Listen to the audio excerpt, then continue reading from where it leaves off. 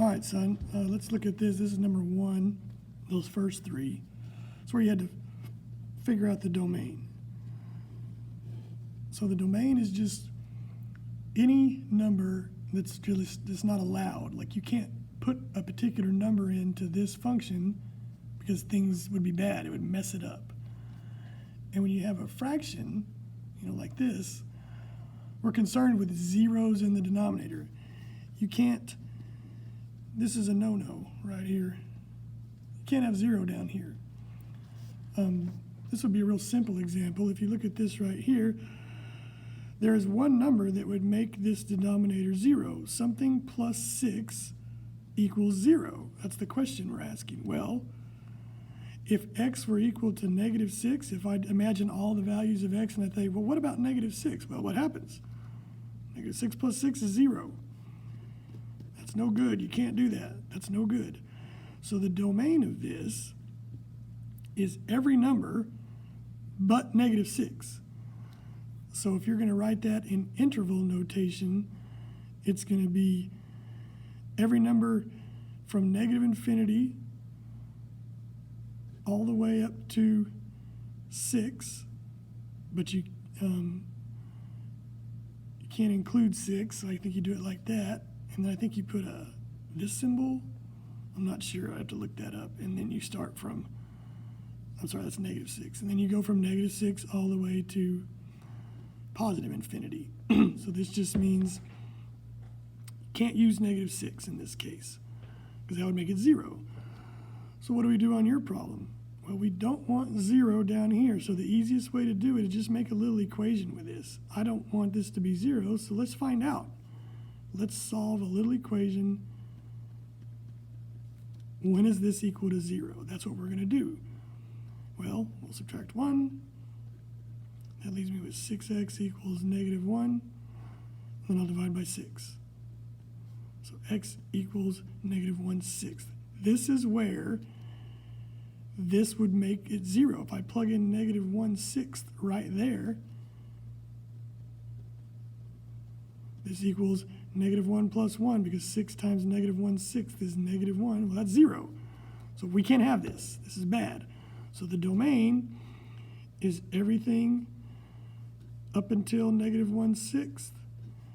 And then I think it's this symbol. I'll have to check that. We'll talk about it tonight. And then you go from negative 1/6 to infinity. So every number works but negative 1/6. Tonight we'll kind of go over this. I'm going to have to look up how that gets written. So that's that type. The next one, number 2, so that's no square roots, no weird fractions. It's just some simple thing in the denominator. We just can't have 0. It doesn't matter about the numerator. Only zeros in the denominator are no-no. Let's look at that next one. The next one has a square root.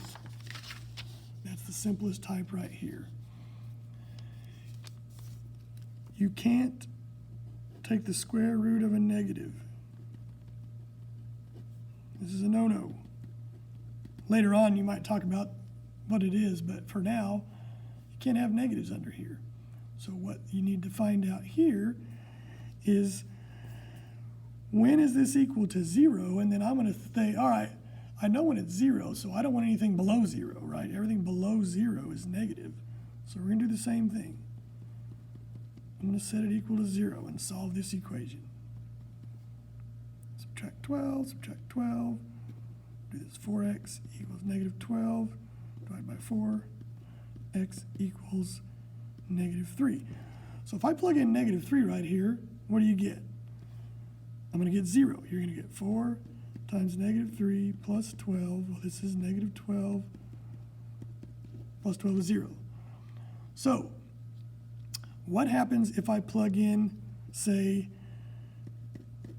negative 4? All right, so at negative 3, we stop. What happens if I plug in negative 4? What do I get? I get negative 16 plus 12. That gives you negative 4. You get a negative under here. We can't have negatives under here. So your domain is everything. You can plug in negative 3. That's fine, because you get 0. You can take the square root of 0. That's all right. So you can plug in -3 and you go all the way to infinity, because you can plug in all big numbers all you want, but you can't plug in numbers less than -3, because as soon as you plug in things like -4, -5, -6, and so on, now you get a negative underneath the square root sign. That's a no-no. So the domain is always just whatever's bigger than -3, because -3 is where it hits 0, but no negatives. All right, last one. Kind of a combination of the two, but it's the same sort of rule. We can't have a negative in here for sure. We just said that, right? No negatives. That's a no-no.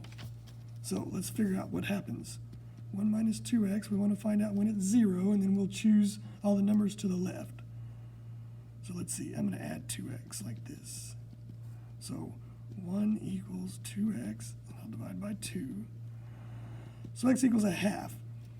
So if I plug in a half right here, I get 0. See, 1 minus 2 times a half. Well, that's 1 minus 1 is 0, right? 0 is okay for the square root part, but you can't have a 0 in the denominator either. Remember that other one? You can't have zeros in the denominator either. So we can't, 1/2 is bad. So we can't use 1/2, but could we use something bigger than 1/2, like 1? What if I plug in 1? Well, I get 1 minus 2, and now I get a negative, so I guess I need to go the other way. So 1/2 is kind of a critical point. Here's 0, here's 1, here's 1/2.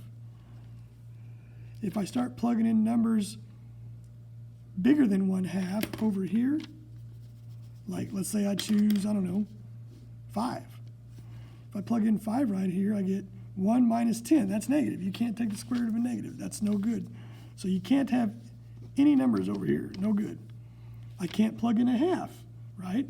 I can't plug in a half because that made it 0. You can't have a 0 in the denominator.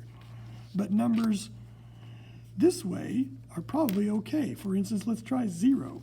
What happens if I plug in 0 there? I get 1 minus 2 times 0. Okay, square root of 1.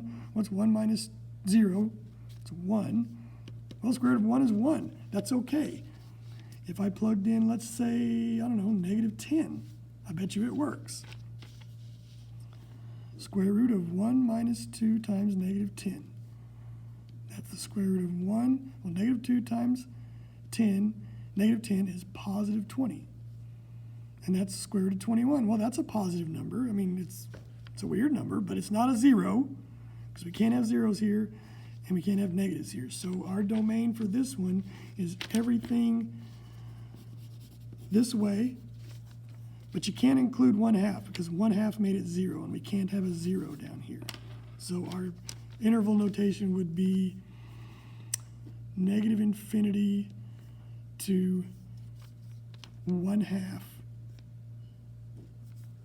Can't include 1/2. We don't include 1/2. The bracket means you include it, I'm pretty sure. Like I said, I'll look that up and we'll talk about it.